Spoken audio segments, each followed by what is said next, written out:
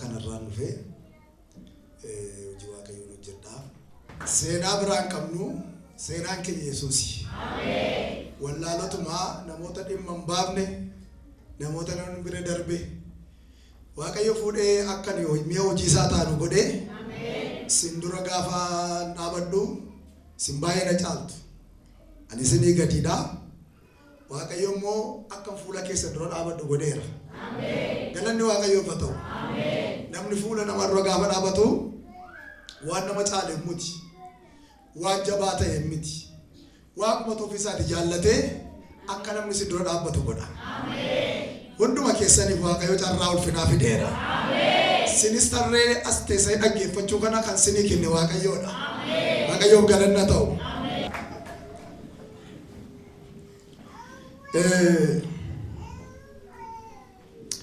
Sagalee waaqayyoo waliin in dhageenya. Kanaafannee dubbii sagalee waaqayyoo waliin dubbifanna. Kutaa macaafa qulqulluurraa iddoo masin beektan bakka tokko sinii dubbisaa. Macaafa raajii Isaayyaas boqonnaa 60 lakkoofsa 1-3 kan jiru waliin dubbifanna. Macaafa raajii Isaayyaas boqonnaa 40 lakkoofsa 1-3 kan jiru waliin dubbifanna. Innis akkas jedha. Ifni kee dhufeera. Ulfinni waaqayyoo sii ba'eera. Kanaafis ka'ii ibsi. Kunoo dukkanni lafatti ruffisa. Dukkanni mixiin saba lafarraa hin dhoksa. Siif garuu ifni waaqayyoo hin ba'a. Haleluuyaa. Ulfinni isaa sirratti hin argama. Sabni lafarraa gara ifa kee, mootonnis gara biiftuu siif ba'u hin dhufu. Haleluuyaa. Itti fufee siif ifa. Mata duree jedhuun siif tajaajila. Amma sarka keessatti qaba. Itti fufee siif ifa. Itti fufee siif ifa. Itti fufee siif ifa. Itti fufee siif ifa. Mee nama siin cina jiruun ittuma fufee siif ifa jedha. Har'a gaa waaqayyo akkana isin jedha. Itti fufee ma siif ifa jedha. Waaqayyo amala isaa keessatti yeroo hundumaa warra waan akka isaan jireenyatti fufiinsaa qabaatan jiraatan godha.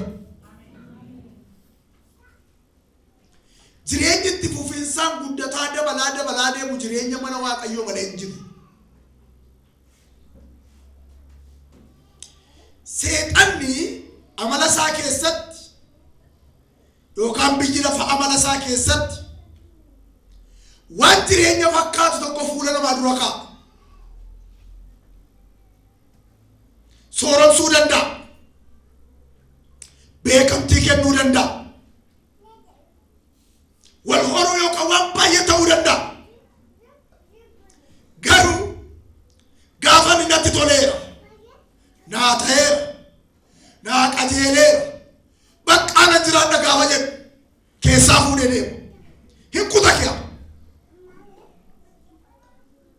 Seexanni amala isaa keessatti guddina biraa waan ga'e fakkeessee boollatti darbata, ayyallaatti darbata, yookaan akka na hojjeessu godha, yookaan balaa jala buusa, bakka wantoota garaa garaan balleessa, isatti dadhabetti akka inni jiraanne godha, isa kennee harkaa fuudha.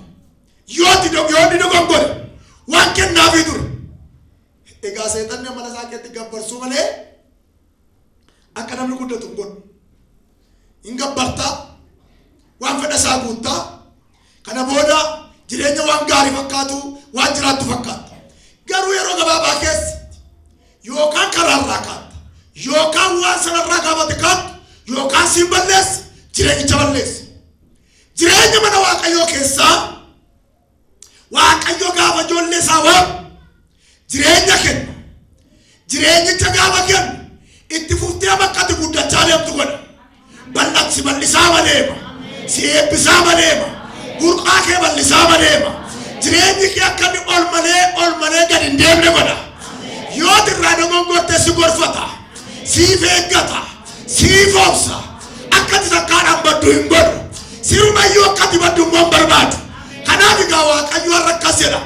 Jireenya kee, tajaajilli kee, hojiin kee waan ati qabdu hundumtuu itti fufee siif ifaa deema malee si jalaan dukkanaa'uu siin jedha. Har'a egaa waaqayyo haleluuyaa. Egaa ani hin beeku waan si jalaa dukkanaa'e, waan si jalaa karaa tafe, waan si rakkisaa jiru har'a ani hin beeku. Etuu tajaajiltuu siif ifee inni kee dukkanaa'uu danda'a. Dhokachuu dandeessa, rakkachuu dandeessa, bizineesii jalqabdee karaa dhaabachuu dandeessa, karaa si jalaa badee garatti gorta wallaaluu dandeessa. Har'a nama kana garuu waaqayyo keedha itti siif faayida waaqash. Inni si rakkisu sirraa ka'ee inni itti kaleessatti darbuudhaan wallaansoo qabdu siif jalqabaayida waaqash. Eebbisii jalqabaayida waaqash. Mo'ichi sii jalqabaayida waaqash. Ittis hallelujah, hallelujah, hallelujah. Nama sinchina jiru itti bu'aati. Booddeen deebiin itti fufaayidha.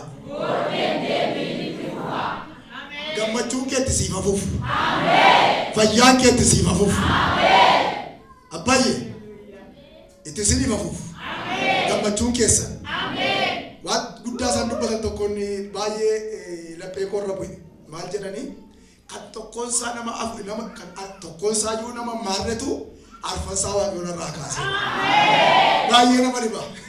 Waaqayyo akkasuma. Samee qatee namatti dhufe namarraa deebisa waaqayyo. Har'a nama kana gaa waaqayyo erga mata duree bakka latuu sinitti dubbadhanii sinatti tola. Maaliif sababiin isaa waaqayyo akkas jedhe namoota dhimmi isaanii itti fufu jira. Inni addaachite itti fufa. Inni karaa dhaabate itti fufa. Abjuun kee itti fufa. Gammachuun kee itti fufa. Sodaatiin diinni karaa dhaabatan bada si jedhaa jira miti. Waaqayyo itti fufaa si jedhe. Booddeen deebituu si jedhe. Ofirra galagaltee deemtuu si jedhe. Erga waaqayyo si kaasee mataa taata malee eegeen taatu ati. Erga waaqayyo ol si qabee ol jetta malee gad hin jettu ati. Hin sodaatin haala baraa sodaatin. Haala yeroo sodaatin. Waajjira kee laaltee sodaatin. Safara kee laaltee sodaatin. Biyya kee jirtu laaltee sodaatin. Dhukkuba kee jirtu laaltee sodaatin. Kisaaraa kee jirtu laaltee sodaatin. Dadhabbii kee jirtu laaltee sodaatin. Wallaansoo kee jirtu laaltee sodaatin. Waaqayyo har'a kan kee keere. Inni si jalqabsiisee itti fufaayere. Haleluuyaa. Itti fufa.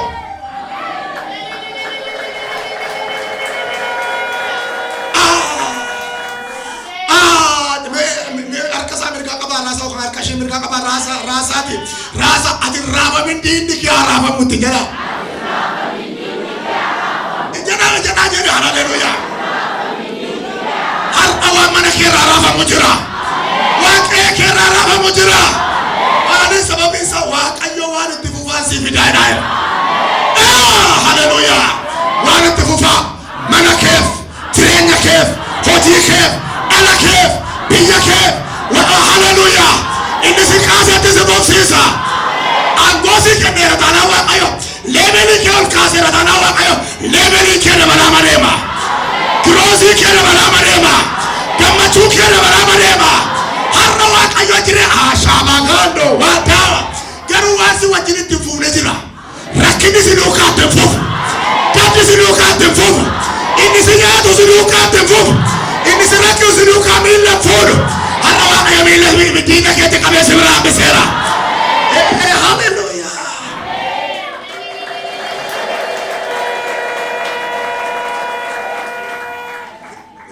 Nama sendiri juru kabati.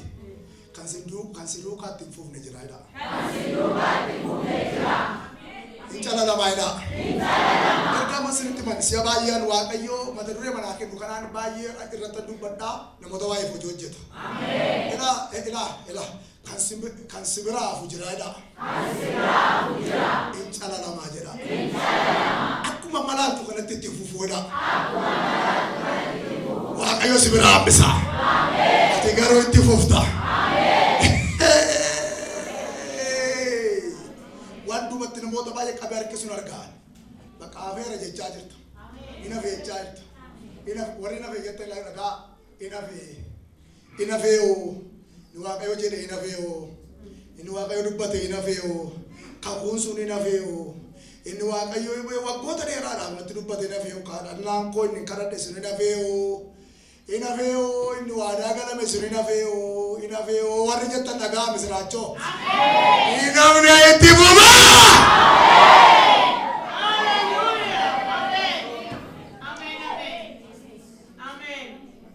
Soba. Amen. Inamne sodaatna. Amen. Amen. Hallelujah. Amen. Isuma yusa waaqayyo jedhe tafaayi. Amen. Saseetan jedhe tusoo afa maleessa. Waa waaqayyo jedhe afee beekaayi. Amen. Kun ergaa dhamee dubbadha gaafadha. Waa waaqayyo jedhe afee beekaa hoydha.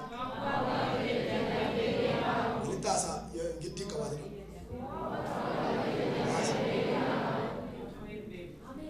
Deebiitu jiru gaaffii nama keessa. Waa waaqayyo jedhe afee beekaa jedhaan jedhe. Jedha amma maa keessaa galee isaa dhagaa. Waa waaqayyo jedhe afee hin beeku. Maaliif sagalee namootaa sagalee akkasiin dhagaa. Inafe namoota jedhamtu jiru. Inafe waaqayyo inam bifnee jedha. Egaa mata duree kana jalatti waan gaggabaabaa waliin ilaalla baay'ee isaa kutaa kana keessaa ilaalla. Macaafa raajii Isaayyaas boqonnaa 60 kun egaa macaafa raajii Isaayyaas macaafa qulqulluu keessaa kutaa dheeraan macaafa raajii Isaayyaas kanaadha. Macaafni kun macaafa ergaa gurguddaan keessatti dubbatamaa keessatti hojjetamaas ga'edha. Macaafota keessaa macaafa boqonnaa bal'aa qabu kan jedhamu macaafa kanaadha. Macaafa boqonnaa 66 qabudha. Egaa macaafa kana keessatti jalqabaa kaasee waaqayyo ergaa gurguddaa haasaa dhufee waa'ee saba Israa'el ergaa waa'ee kakuu haaraa kan qabatu ergaa baay'ee haasaa dhufeetu lafa kana ga'eetu waa tokko haasaa. Sabatu jira. Saba fuula waaqayyo duratti cubbuu hojjetanii sababa cubbuu isaaniif rukutamanii boo'anii fuula waaqayyo duratti waaqayyoon barbaaddatan yoo barri nuu dhufaa yoo guyyaan nuu dhufaa yoo waanjoon kun nurraa ka'a yoo dhiphinni kun nurraa ka'a jedhaniifitu sagalee fidee dhufe. Akkuma karaa raajotaa akkuma sinsira dhugaa baawwatan karaa raajotaa waaqayyo hojjetu hidhaa namootaa hiikutu rakkina saba kanaaf dhufe waaqayyo. Iddoon kuni waa'ee bineensaa miti kan hin haasa'u, waa'ee moototaa miti kan hin haasa'u, waa'ee namaati kan hin dubbatu.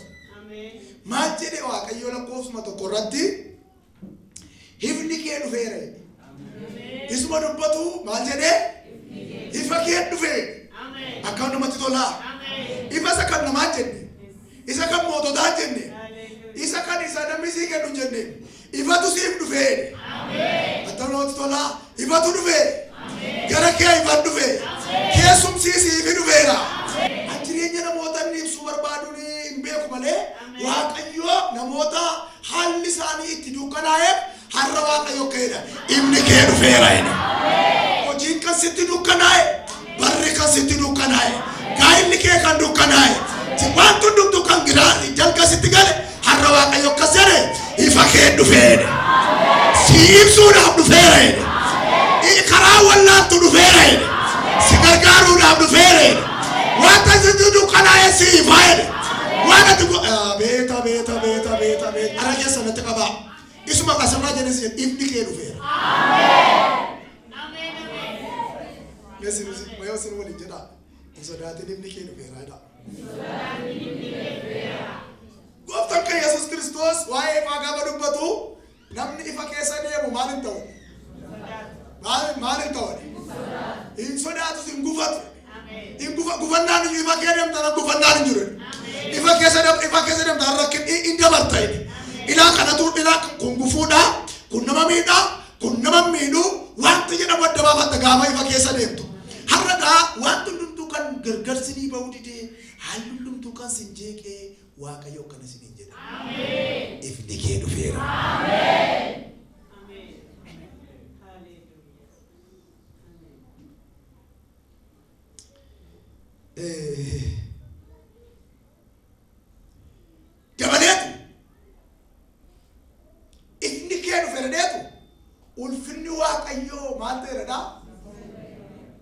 baheeradha. Ulfinni Waaqayyoo siif baheera. Kanaafis maal godhe? Amma gaa Waaqayyo waa barbaada. Maaltu dhufe? Maaltu dabalame? Itti dabalee maaltu dhufe? Inni dhumaara maaltu barbaachisaa? Anaaf sinirraa maaltu barbaachisaa? Ka'uu barbaachisa. Waa tokko mana keessan dhufeera. Sinii galeera? Waan guddaan tokko mana keessan dhufeera. Ulfinni guddaan tokko sin qaqqabaa jira. Mo'ichi guddaan tokko sin qaqqabaa jira. Kanaaf Waaqayyo maal godhaa? Kaa'e. Har'a akka ifni dhufe kan wallaaltan har'a akka sin dhageessan barbaada Waaqayyo. Kaayyaan dhufeera. Ati kaayi malee inni ittiin dadhabame sanatti hin danda'amaa. Waan barbaachisaa tokko dhufeera. Ulfinnis dhufeera. Surraanis dhufeera. Anaafatti bakka jirtu bakka jirru ka'uudha. Kanaaf Waaqayyo har'a sin gargaara kaayyeedha Waaqa. Gaafa ifni dhufu, gaafa Waaqayyo siif ibsu maaltu dhufa kan jedhu waan gaggabaa waliin jira ilaallaa. Tokko gaafa Waaqayyo siif ibsu jalqabu yookaan gaafa ifni kee itti fufu akka itti fufu godhu Waaqayyo fuula isaa siif deebisa. Macaafa raajii Isaayyaas boqonnaa 54 lakkoofsa 7-8. Namni tokko naaf dubbisu argatte eeshi meekame carraasi geera. Ani yeroo muraasaaf si dhiisee ture. Amma immoo ho'a guddaan walitti sin qaba. Ani baay'ee sitti aaree waanan tureedha. Yeroo muraasaaf fuula koo sirraa si duraa dhokfadheen tureedha. Amma garuu jedha Waaqayyo.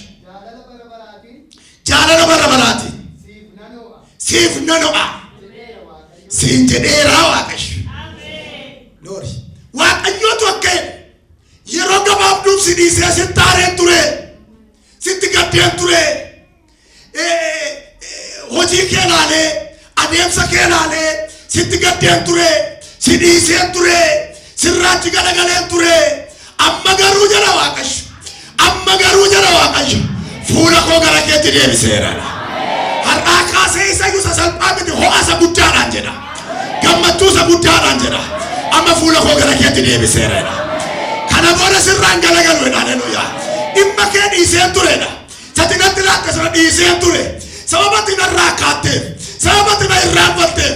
Sababatti waan jedhe dhaga'uu diddeef. Sababatti waan jedhe irraanfatteef maal ta'e sirraatti jedheen ture. Kanaaf iyyuu hin rakkatte. Hin boosse. Amma garuu si jedha Waaqayyo. Ho'a guddaadhaan gara keetti deemeera.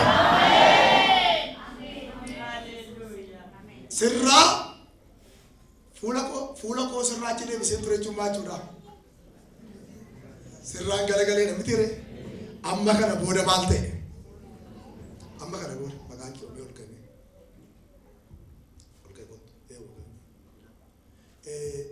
Biqilaa amma biqilaani anaaf biqilaa anatti galagali. Ani biqilaan walitti galagalleetu dhimmoota adda addaa walitti inaasofnaa hin mari'annaa fees tu feesii wal agarree yeroo hundumaa onlaayinii dha jechuudha. Etuma haasofnuutu biqilaan etu haasa'u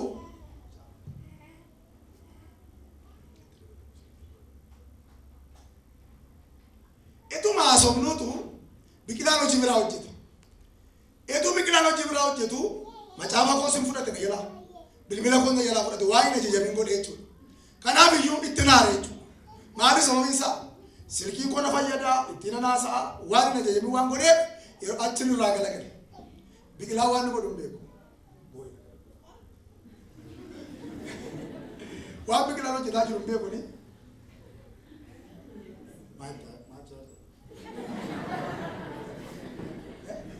Taa'aa jiru kanarraa hin galagalu. Biqilaan maal hojjeta?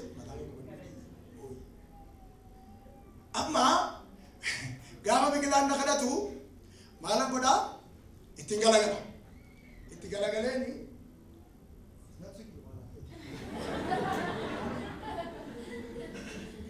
mucaa koo jedhee naan madhee jechuudha.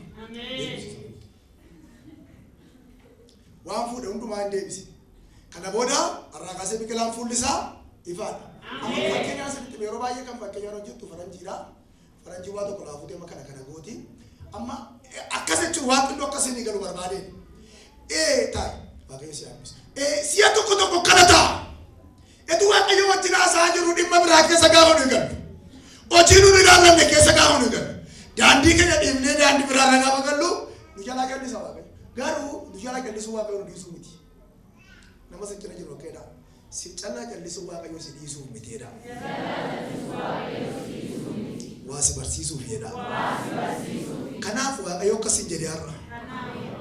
Kanaaf waaqayyo akkasiin jedhe har'aa jedha. Yeroo gabaabduudhaaf sitti aareen ture. Si dhiisee san ture.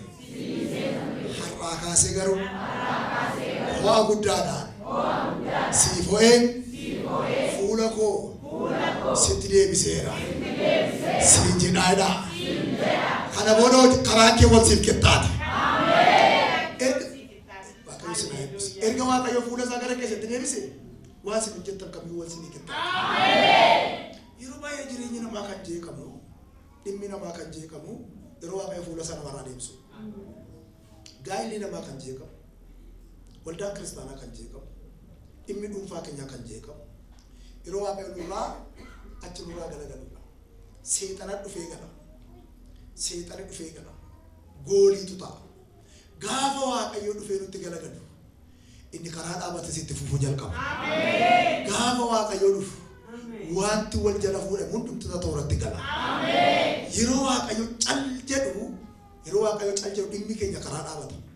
Waaqayyo cal jedhe naan dhimmi namaa hin deemu. Waaqayyo cal jedhe naan inni barbaannu akka barbaannu nutti hin ta'u.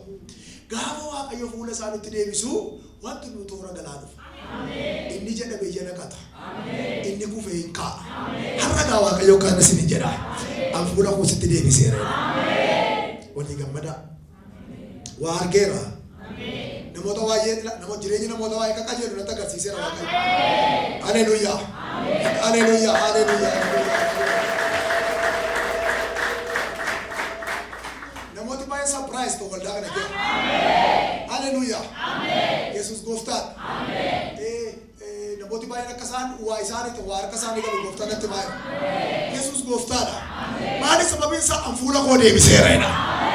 Gara dhimma keetiitti. Gara dhimma keessaniitti. Gara hojii keessaniitti. Dhimma keessaniif fuulli waaqayyo deebi'eeraas.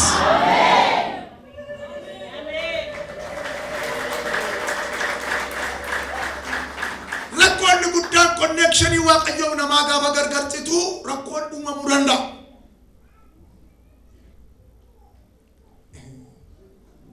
Waaqayyo immoo waan nu hojjennu hundumaa jinnu hin jaallatu.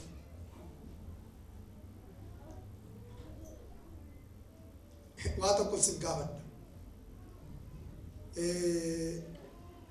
Amma daa'ima warri qabdan. Daa'ima warri qabdan keessumaa daa'ima sheeree ijoollee daa'ima warri qabdan irra keessa ol baasan daa'ima. Daa'ima baay'ee qabdu waaqayyo sin haa eebbisu argeera. Amma daa'ima sin qabdan kana akka isheen egaa ijoolleen beekamaadha hundumti keenya ijoollee manaa qabna waan ta'eef gaafa isheen kaanqaa gootu gaafa isheen fincaan fincooftu akkuma kanatti nama gidduu baannee teenya akka inni foolii saba kee baane maal godhu maal itti gootu maaliif hin jedhu akka isheen maal hin gooneef akka inni isinitti hin baaneef akka inni namatti baal hin taaneef ammatu kutaa kana keessa waa jiraate fooliin akkas jiraate namni kutaa kana kilaasii kana keessa taa'uu danda'a. Si'a tokko rakkoon keenya guddaan waaqayyo waan nu waamannu qabnu wajjin nu jaallataa jenna nuti. Akkana miti. Nuyyuu ijoollee keenya akka inni foolii isaa nutti hin xiroofne maal goonaa daayipparii itti goonee irraa fuunee ganna. Yeroo isheen urgooftu maal taana? Inni hunganna.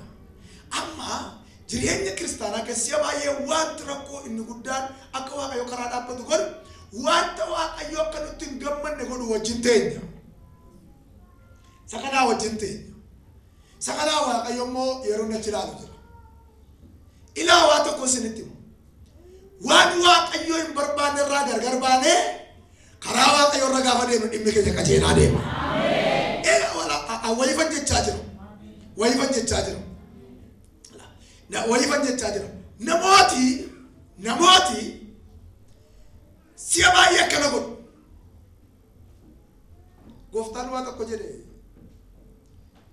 erbee haaraan erbee yookaan immoo uffata moofaatti hodhamaaree yoo hodhame maal ta'a? Isa kamtu dhuma jedhe?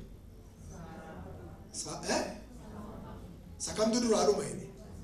Kana jechuun inni haaraan ofumaatti hodhame malee inni moofaan siroo maal ta'a? Moofaadha maal ta'e maal ta'a? Jalaa dhuma. Waaqayyo akkas hin godhe. Kanaafiyyuu maal haa ta'u ree?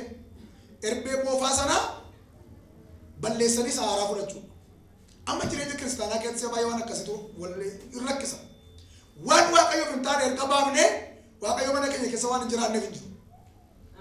Gaa'ila keenya keessa waan hin jiraanneef hin jiru. Gaa'illi namoota kanaaf jeeqama si'a baay'ee.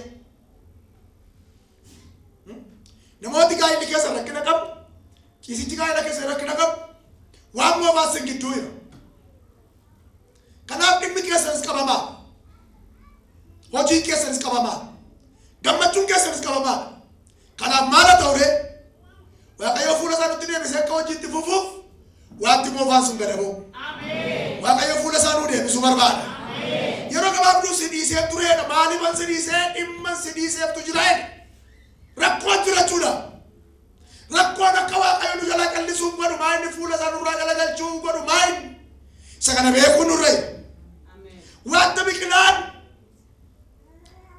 waan dhimmi biqilaa akka hojjetamne godhuuf maayinni. Rakkoon jiraachuu danda'a. Kanaaf rakkoon sun erga furamee Waaqayyo wajjin ollaa inni taanaan salphaadha. Salphaadha. Namoonni tokko tokko gaa'ila godhachuun barbaadu. Garuu jalaa rukutamu. Sababiin isaa har'a tokko kana qabu. Fuudhee taate. Biqilaan Waaqayyo wajjin haasa'ee gaa'ila godhachuu barbaadu. Har'a kana qabee, borumoo kana qabee, iskoortaa funaanuu irra jiru. Yoo kun ta'uu diddee kun hin taati, yoo kun ta'uu diddee akkasitti fuutillee hin beeku.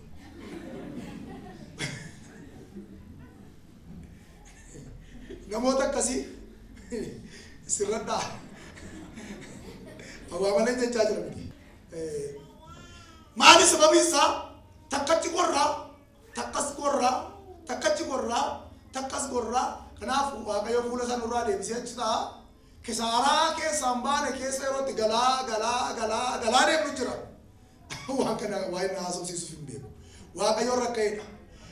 Karaa anaa wajjin erga deemtee anumaa wajjin xumuree na waaqash. Gamas geessee gamanas geessee waa hin qajeelu. Maaliif namoota Waaqayyo fuula isaarraa deebisee jira see tokko gaafa laalte namoota Waaqayyo fuula isaarraa deebisee Waaqayyo jalaa callisee jira. Warri Waaqayyo sin jalaa callisi jettan irra deebi'ee jira. Har'a Waaqayyo fuula koo isinii deebiseera. Atis naa deebisiin jira. Waaqayyotti deebisee Waaqayyo fuula isaa deebisee immoo fuulatti deebina tanaan hin ta'amoo ta'u hin ta'u. Waaqayyo fuula isaa nutti deebisee nus fuulli keenya deebi'uu qaba. Haleluuyaa. Kanaaf egaa raajii Isaayyaas irratti yeroo gabaabaa waan si dhiise amma immoo ho'a guddaadhaan si deebi'eera. Dhaggeeffadhaa Waaqayyo ho'a guddaan si deebi'eera. Waldaa nana saba nana namoota baay'ee ho'a guddaan deebi'eera Waaqayyo. Maaliif sagaleen dhaga'u namoota baay'ee aadaa deeman jedha gooftaatu. Aadaa deemu aadaa inaadu dadhabbii baay'eedhaan namoota aadaa deeman haalli kanatti uffaate namoota baay'een argaa jira. Harka keessatti qabaame Waaqayyo fuula koo isinii deebiseera. Dadhabbii keessa ilaalaa jira Waaqayyo. Wal'aansoo sinamma abeeta. Dhuguma dadhabbii keessa waa sinamma kee jirtan kan ilaalaa jira Waaqayyo.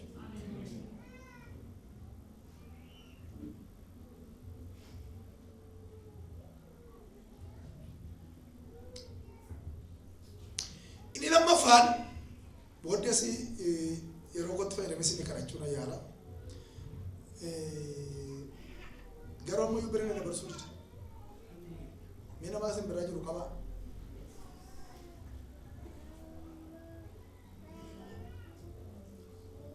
Akkeettan Waaqayyo sin irraanfanneedha. Waaqayyo sin irraanfanne. Waaqayyo sin ganneedha. Waaqayyo sin ganne.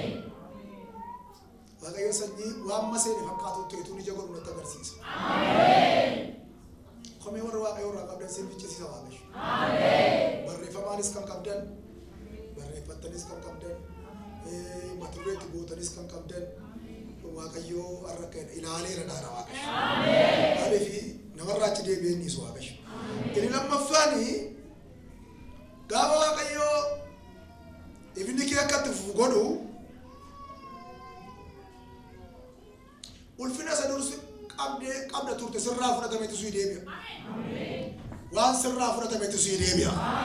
Ulfina sirraa fudhatame. Kabaja sirraa fudhatame. Nagaa mana kee irraa fudhatame. Nagaa gaa'ila kee irraa fudhatame. Nagaa sirraa fudhatame sii deebi'a. Yeroo Waaqayyo maal godhu dhimma kee itti fufsiisuu jalqabu waan sirraa fudhatameetu deebi'a. Miira keessatti qaba. Ulfinatti sin haa deebisu. Ameen. Ameen. Ulfinatti. Ameen. Maaliif sababiin isaa amala seexanaa keessatti seexanii nama salphisuu barbaada. Nama salphisu. Nama salphisu. Seexanni hojii isaa keessa duraa waan borsii ta'u hin beeku seexanni. Waan sirra jiru hin beeku. Kanaaf si rakkisa. Kanaaf sitti duuda. Har'a gaa Waaqayyo ulfina irraa jirtan kana warri gadi buusuu barbaadan har'a Waaqayyo keede ulfinatti deebitu malee gadi hin buutanidha. Nama si jira jiru qaba. Ulfina irra jirtu caalaatti dabarta malee gadi hin buutu jedha. Dhaggeef haleluuyaa. Tokko nama sin baasu gaafa lachi taa'u sin akkasnaan jedhe nama masxanqaqiyaanitti barreeffamee jiru itu jiraanaan jedhe. Nama achi of eeggannoon itti barreeffamee jiru jiraanaan jedhe. Garuu of eeggannoon sun isaaniif ta'a malee siif hin ta'u jedhe. Sodaachima maaliin jiraattu sodaatin haleluuyaa.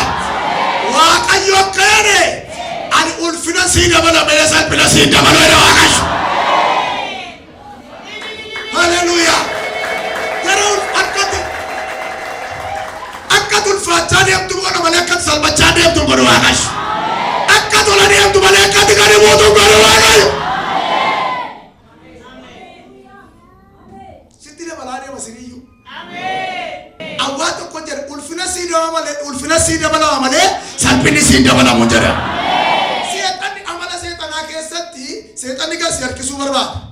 Gas harkisuu barbaada. Waaqayyo mee nama sin jira yoo harka isaa mirgaa qaba. Ati ola deemta maleedha. Gadi hin deemtu jedha.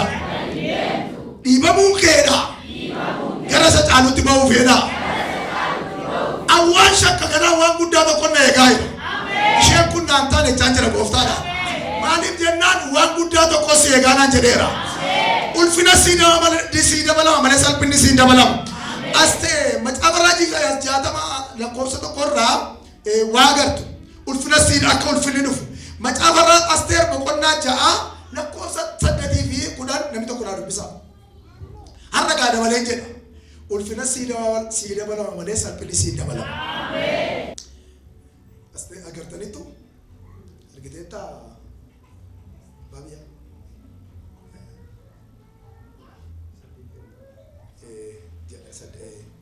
Uffanni mootummaa inni mootichi uffatu, fardi inni mootichi yaabbatu, gonfoon mootummaa inni mataa fardichaatti kaa'amu haa dhiyeeffaman. Uffanni kunii fi fardi kun gurguddoota mootichaa warra beekamoo keessaa isa tokkotti haa kennaman. Innis namicha isa mootiin ulfina kennuu fi jaallatu sanatti haa uffifamu. Namichis fardicha irra keessisee karaa mandarichaa isa beekamaa irraa haa adeemsisu. Fuula isaa dura adeemes kunoo nama mootiin ulfina kennuu fi jaallatuuf kanatu godhama haa jedhu haa labsu jedhee. Iddoo kanatti waan isin kaneessa deemee dabeetanidha. Garuu waa tokkotti nama salphinaa fi gamutu gara ulfinaatti bahe. Nama maal ta'u jedhe? Nama salphinaa fi gamate yetti bahe. Ulfinatti bahe. Har'a yoo nama birattis waan salphatte fakkaatte ati gammachi. Ulfina tokko fuula keeti. Awwaan arge baran jiraadhu baran amman tajaajila keetti waan arge. Yoo rakkatte malee ulfinatti akka hin baane. Yoo tuffatamte malee akka hin kabajamu. Yoo gadi qabamte malee akka hin guddanne.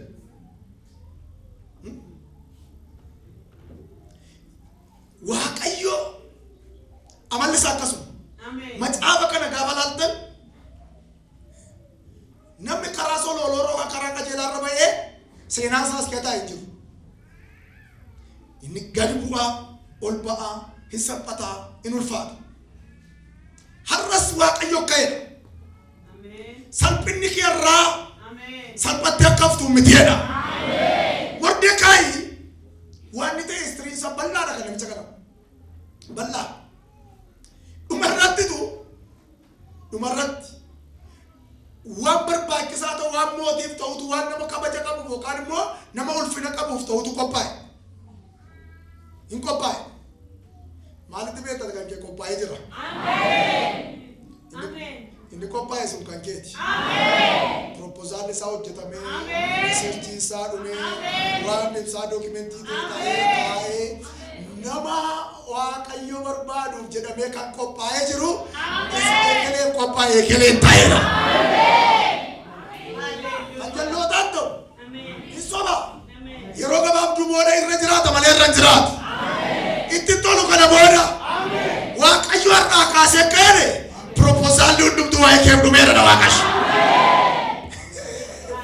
Waaqayyoof galanna ta'u. Zanaayidhaa taasi. Waan tokko sodaatina. Waaqayyo har'aa kaasee warra gadi qabamaniif ka'eera na Waaqayyo. Warra miidhamaniif, warra luugamitti kaa'amee jiruuf har'a ni ka'eera na Waaqayyo. Salphatti.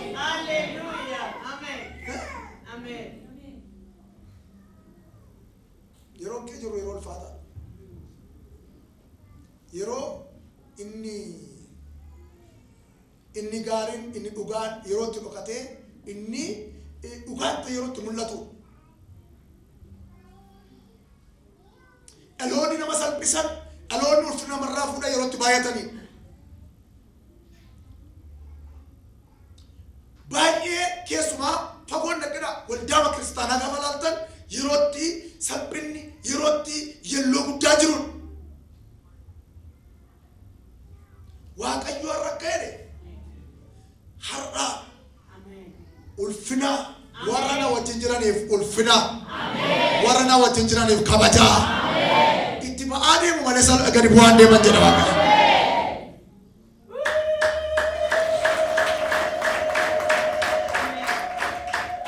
Abalota akkana godhe jedhini jettee wajjin dhiphatin si balleessuun miti gara gaariitti si baasuun.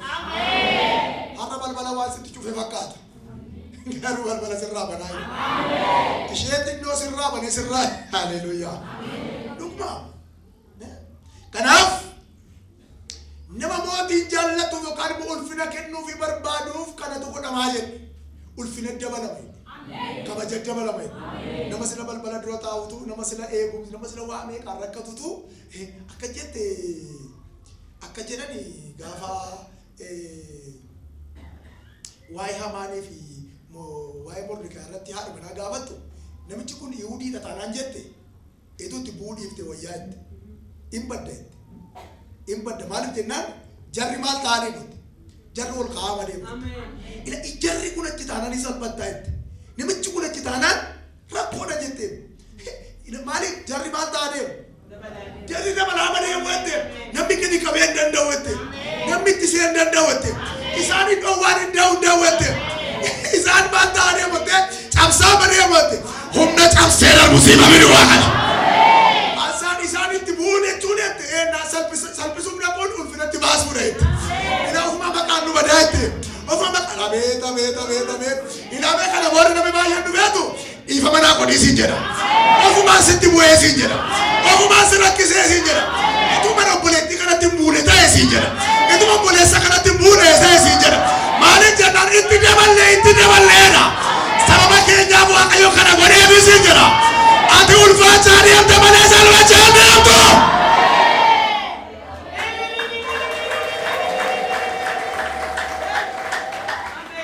Macaafa Hisqeel boqonnaa 43 gaafa laaltan waa'ee ulfina Waaqayyo dubbata. Ulfinni Waaqayyo bara Hisqeel akka raajetti ulfinni Waaqayyo namooti gaala mootummaatti jireenya isaanii gadhiisitti jiraachaa gaafa deemu ulfina Waaqayyo dudduwaa isaarra ka'ee walakkaa waldaa dhaqeedha. Walakkaa mana qulqullummaa dhaqeedha. Achi ka'eetuma balbalarra ga'eedha. Namoonni dhiisuu gaafa didan etuma jedhu ulfinni Waaqayyo bahee deemeedha. Bahee sokkeedha. Mata duree isaa gaafa laal dubbistanii ulfinni Waaqayyo as deebuu isaadha.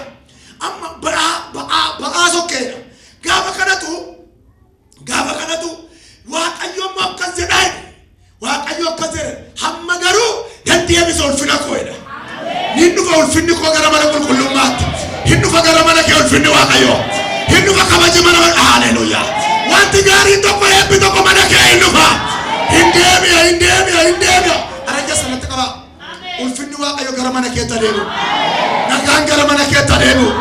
Fayyinni gara mana keetti adeemu. Boqonnaa kan dhabde boqonnaan mana keetti adeemu.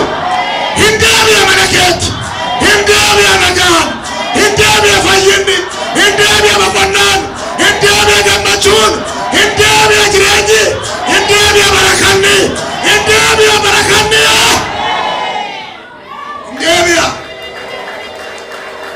Hin deebi'a. Sii deebi'a. Ulfinni sirraa fuudhame sii deebi'a. Nagaa sirraa fuudhame sii deebi'a. Gammachuun sirraa fuudhame sii deebi'a. Hin deebi'a. Siccina jiru harka mirgaasaa qaba. Hin deebi'a jedha. Beeku namoota baay'ee waa jedha babbadeera ma jedha jabeessa maqabaati. Sii deebi'a ittiin jedha. Hin deebi'a. Hin deebi'a. Hirtanii?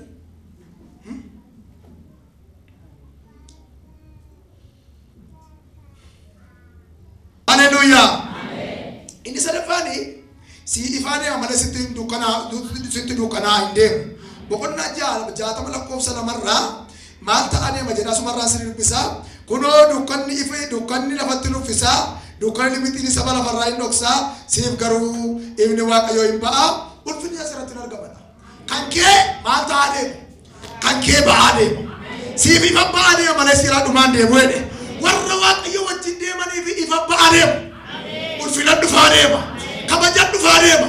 Warraa kaasee ulfinni si dhufaa deema. Warra Waaqayyo wajjin jiraniif maaltu ta'aa deema? Ulfinatu dabalaa dhufa ba'a malee maal ta'aa deema? Lixaan deema.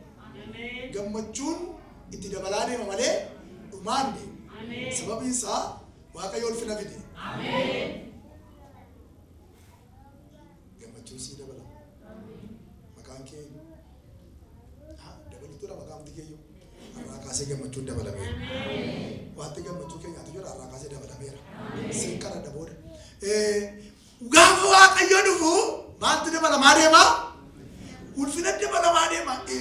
Ifni immoo maal ta'aa deema? Dabalaa deema malee maal ta'aa deema? Ittumaayyuu dukkanni limitii warra kaan maal ta'aa jira? Hin dhoksaa siif garuu maaltu ba'aa jira? Siif garuu ifa ba'aa jira. Mana kee ifa ba'aa jira. Qe'ee kee ifa ba'aa jira. Haleluuyaa.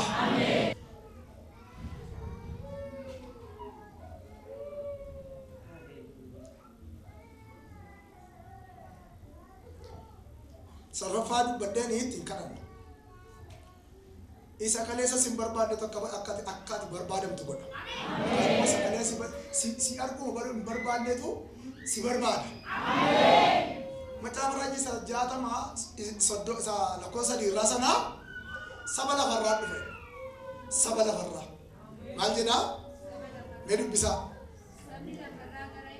Sabni lafarraa gara ifa kee. Mootonnis gara biiftuu maal siif ta'u dhufu amma Waaqayyo wanta guddaa tokko jedhe. Saba tokko hin jenne saba eessaa saba lafarraa Oromoo hin jenne Amaara hin jenne Faranjii hin jenne Habashaa hin jenne Maaliif jennee maaltu dhufe? Sama lafarraa teessa dhufe. Namni tokko maqaan isaa hin ba'a. Nama sabni lafarraa barbaadu. Namni addunyaan barbaadu. Namni nama sabni lafarraa barbaadu hiikaa. Waan itti kaatu beekuun Waaqayyo akka nama sabni lafarraa si barbaadan hin godha. Addunyaa si barbaada. Saba lafarraa si barbaada. Gadi taatu wali malee. Amazing word. Maaliif saba lafarraa si barbaada. Maatii keenya jenne, sanyii abbaa keetiin jenne, hortee abbaa keetiin jenne, Oromoon hin jenne, maaloon hin jenne. Waaqayyo saba lafarraa si barbaada. Harkanatti qaba. Har'aa kaasaa barbaada maataa. Har'aa kaasaa barbaada maataa. Har'aa kaasaa barbaada maataa. Sabni lafarraa si haa barbaadu. Addunyaan si haa barbaadu. Hin barbaadamtaa jedhe. Kana Waaqa jechaaramee nama jechaaramti.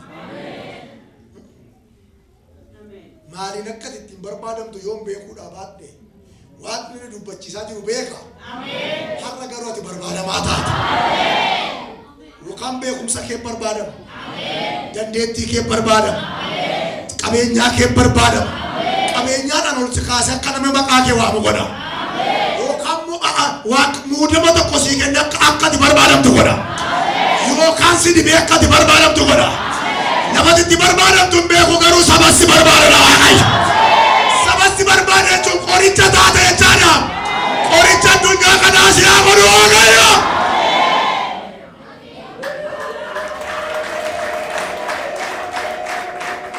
Hin barbaadamta gaafa barbaadamtu situ dhaqee barbaada miti. Si dhaqee barbaada miti. Amma biyya keenya Abbaayyi gaddabameera miti. Abbaayyiin nama barbaacha dhaqee moo isa barbaacha dhufe? Inni waa'ee masaa'u anas hin jiree dubbate. Cancee deema sanaa jedhee garuu nu barbaachifte Abbaayyi na barbaachisa deema biyyi keenya biyyi Gibsii wal qabaadha miti. Hin barbaadamta inni amma hidhatantii dhanii kun amma gara wanta guddaatti deemaadha miti. Maaliif jennaan hin barbaadamta nu barbaachisa biyya keenya Afrikaadhaaf hin barbaachisa addunyaadhaaf hin barbaachisa. Abbaayyi bushaan bara baay'ee jallu madee laga yaa'u kan biraatti fayyadamu har'a hin barbaachifta jedheetu ifa kana fiduu achi ol dhufaa jira. Ani beeku maleessa nama tokko Waaqayyo hin barbaadamta taa'e. Hin barbaadamta sii jedha Waaqayyo. Ergaa guddaa sii qaba Waaqayyo. Holistic service kan inni hojjetu. Waan nama kee baasaa waan gaarii fida. Hafuura namaa kennaa jireenya sin kenna. Kanaaf maqaa Yesuus Kiristoosiin waan isin hin qabne isin haa eebbisu. Kana isinii kadhadhaa. Waan isin hin qabne. Har'a waan isin hin qabne. Waan kamiyyuu ta'u. Egaa si'a tokko namooti keenya rakkoo isaan qaban abal warra hin ceetanaan jedhaa olee ce'uu duwwaa miti. Hin ceeta jennaan hin ceetaadha, hin hafta jennaan hin haftaadha. Wangeelli maal jedha? Eewu si barbaadedha. Hin barbaadamta jechuun cubbuu hin qabu. Eewutu jedhe. Eewuun immoo jedhe. Dhaloota darban jedheera moo jedhe. Waaqayyo warraa erga isaan hin jedhe isiinis maal jedha? Waan keenya jirtu kana keessa hin baataa. Amala Waaqayyo kan dhimmootaa Waaqayyo himmootaa. Hin salphattaan hin salphattaan. Lafarratti dachaa ergamootaan akka jedhe lafarratti meeqa dachaa dhibba waaqarratti ho'e waaqarratti dachaa dhibbi jiru.